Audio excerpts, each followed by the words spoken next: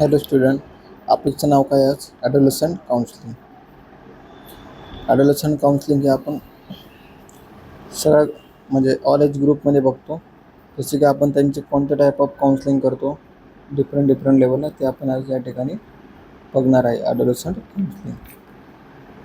ॲडोलसंट counselling म्हणजे काय? Adolescent are neither childrens or not adults, but they are in a transition between being a child and being an adult. म्हणजे काय की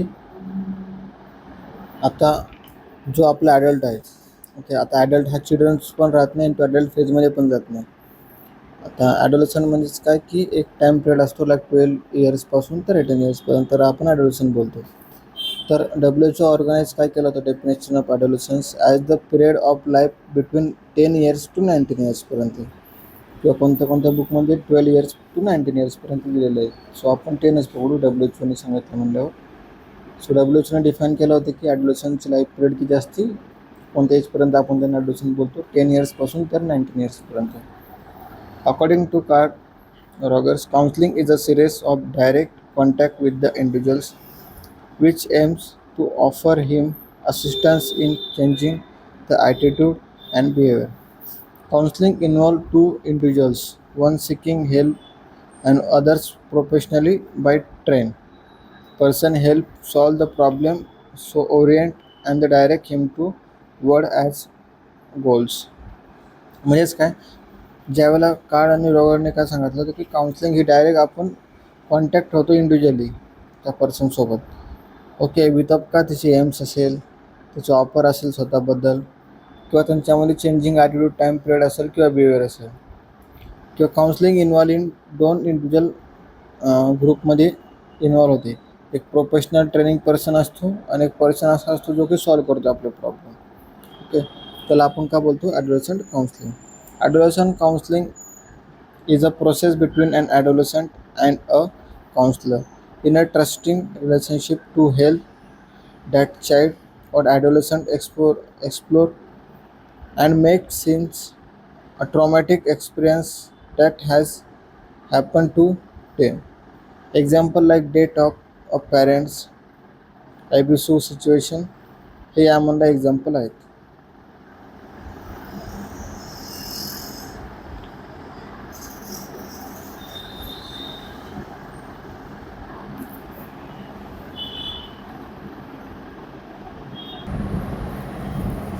so ॲडोलसंट काउन्सिलिंगमध्ये आपण काय करतो, प्रोसेस असते की जे की ॲडोलसंट आणि काउन्सलरला काय करते, त्यांच्यामध्ये रिलेशनशिप स्टॅब्लिश करते. जसं की त्यामुळं मग ते काय करतात, चाइल्डला हेल्प करतात, ॲडोलसंटमध्ये एक्सप्लोअर करतात त्यांना, ओके. त्यांना एखादा ट्रॉमॅटिकल एक्सपिरियन्स असेल, सो त्या म्हणून त्यांना ते त्या सिच्युएशनपासून त्यांना लांब ठेवतात, किंवा त्या एक्सपिरियन्सपासून त्यांना इग्नोर करायला स्टार्ट करायला लावतात.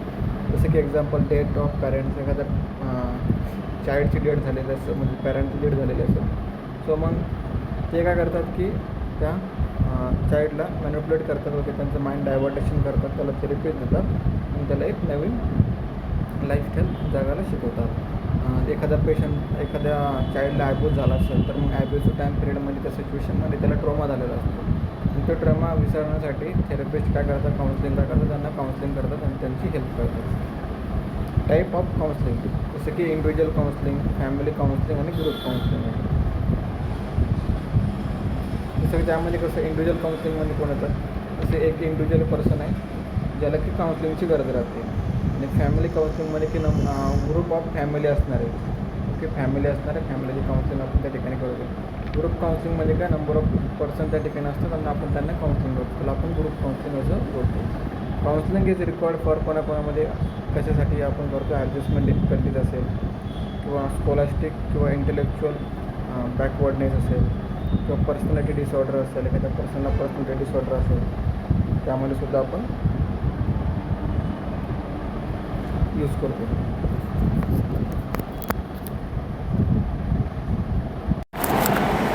एखाद्या पर्सनला पर्सनॅलिटी डिसऑर्डर असेल, त्या पर्सनला सुद्धा आपण काय करतो, काउन्सिलिंग ही रिक्वायरमेंट त्या ठिकाणी असते. नॉन असर्टिव्हनेस ॲडोलसंट असेल, किंवा सम सायकेट्रिक डिसऑर्डर जसं की डिप्रेशन असेल, कन्व्हर्जन असेल, रिॲक्शन असेल, या पर्सनमध्ये आपण काय करतो की त्यांना काउन्सिलिंग सेशन आपण देतो. काउन्सिलिंगमुळे त्यांना काय होतं, हेल्प होते एखाद्या ॲडोलेसंट टाईम पिरियडमध्ये. आता स्टेजेस ऑफ काउन्सिलिंग कशी आहे आपली, relationship building first one. Second काय, असेसमेंट अँड डायग्नोसिस करतो आपण. थर्ड वन काय, formulations of counselling goals. Fourth one काय, interventions and the problem solving. Fifth one आहे terminations and the follow up. Six one आहे रिसर्च अँड इव्हॅल्युएशन. फर्स्टली काय करतो आपण, रिलेशनशिप बिल्डिंग त्यांच्यासोबत ठेवतो पेशंट आणि काउन्सलरमध्ये. असेसमेंट करणार आपण, डायग्नोसिस हँडिंग करणार त्यांच्यामध्ये काय मेन प्रॉब्लेम आहे. फॉर्म्युलेशन्स करतो आपण काउन्सिलिंग गोल्ससाठी. इंटरव्हेन्शन्स आणि प्रॉब्लेम सॉल्विंग आपण त्यांच्यात करतो. टर्मिनेशन्स अँड द फॉलोअप आपण त्यांच्यासाठी करतो. रिसर्च अँड इव्हॅल्युएशन आपण त्यांना करायला देतो.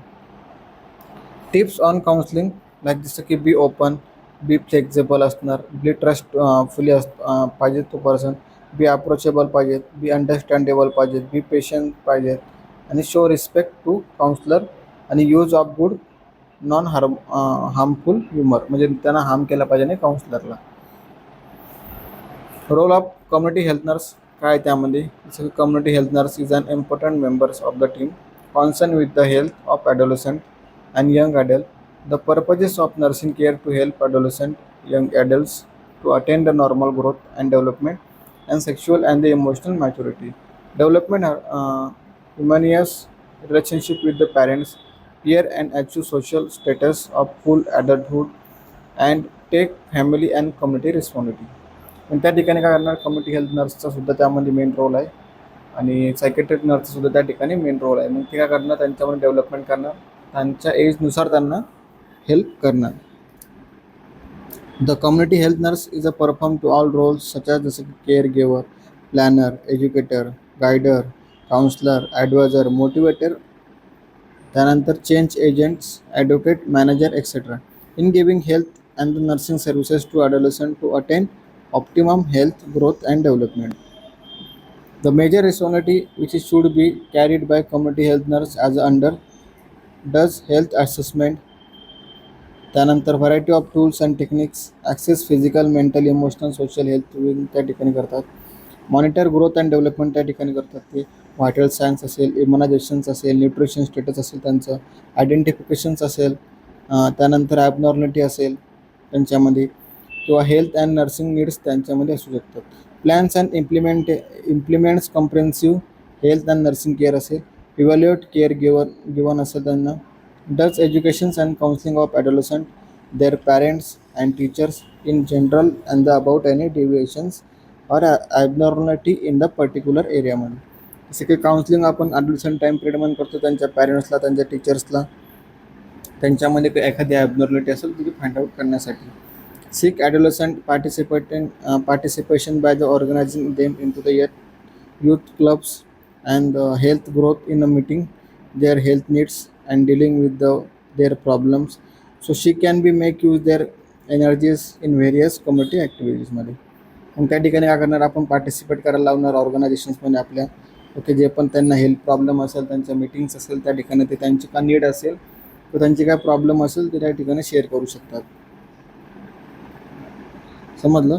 सो हा आपला होता की यामध्ये आपण का बघितलं, ॲडोलसंट काउन्सिलिंग आपण कशी करतो, बरोबर आहे. त्यामध्ये असेसमेंट आपण करतो, रिलेशनशिप बिल्डिंग करतो, फॉर्म्युलेशन्स काउन्सिलिंग गोल्स त्या ठिकाणी आपण त्यांना करतो. म्हणजे काय फॉर्म्युलेट करतो आपण त्यांना काउन्सिलिंगचे गोल काय, म्हणजे आजचं आपले गोल काय, सो आपण त्यांना एक्सप्लेनेशन्स करायचं. इंटरव्हेन्शन्स ठेवायचं त्यांच्यासोबत, प्रॉब्लेम सॉल्विंग, आता जे पण त्यांच्यामध्ये प्रॉब्लेम असेल, सो त्यांच्या जे नीड असेल त्या नीड आणि प्रॉब्लेम आपल्याला दोन्ही पण सॉल्व्ह करायचे आहे. टर्मिनेशन्स आणि फॉलोअप म्हणजे काय, फॉलोअपसाठी आपल्याला त्यांना डेट द्यायची. आता की ह्या वीकमध्ये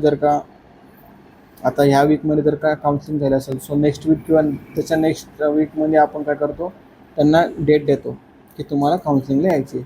मग ज्यावेळेला ते पर्सन काउन्सिलिंगला येणार रिटर्न, मग त्यावेळेला आपण काय करणार, त्यांनी ह्या 2 वीक्समध्ये काय इम्प्रुव्हमेंटेशन केलं त्यांच्यामध्ये, ओके, ॲक्टिव्हिटीज काय केल्या, ओके, त्यांचा टॉकिंग बिहेवियर चांगला होता किंवा त्यांना काही प्रॉब्लेम झाले का ह्या 2 वीक्समध्ये, किंवा त्यांना रिलॅक्सेशन वाटलं का, हे आपण या ठिकाणी टर्मिनेशन आणि फॉलोअपच्या टाईम पिरियडमध्ये करतो, रिइन्क्वायरी करतो. रिसर्च करायचं आणि इव्हॅल्युएशन करायचं. इव्हॅल्युएशन म्हणजे काय की आता 2 वीक्सपासून तुम्हाला अँझायटी होती, पण ती एन्झायटीचं जी ॲक्टिव्हिटी आहे, जी स्टेज आहे ती डिक्रीज होत आहे.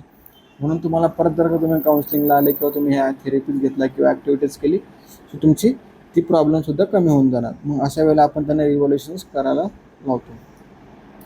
मग त्यामध्ये काउन्सिलिंगचे काही टिप्स असतात, जसं की ओपन पाहिजेत, फ्लेक्झिबल पाहिजेत, ट्रस्टफुली पाहिजेत, रिस्पेक्ट केले पाहिजेत, अंडरस्टँडिंग पाहिजेत आणि काउन्सलरला हार्म केलं पाहिजे. हे त्यांचे टिप असतात काउन्सिलिंगसाठी. मग कम्युनिटी हेल्थ नर्सिंगचा रोल आहे किंवा सायकेट्रिक हेल्थ नर्सिंग जे पण नर्स त्यांचा रोल या ठिकाणी तो हा बनतो. त्यांच्या काही ड्युटीज असतात, त्यांचे काही डेव्हलपमेंट असतात, जसं की व्हायटल साईन घेणे, इम्युनायझेशन त्यांना प्रॉपरली आहे का, न्यूट्रिशनल स्टेटस त्यांचं कसं आहे का, या सगळं आयडेंटिफिकेशन वगैरे त्यांना करावं लागतं.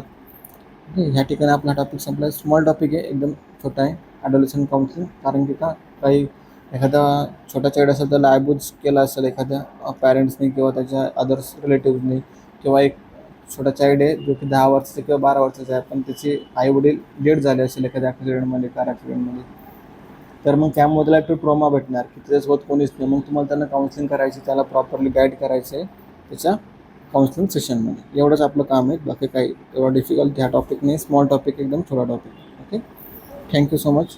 तुम्ही एकदा हा लेक्चर बघा आणि रीड करा. मी PPT ग्रुपला सेंड करतो. थँक्यू.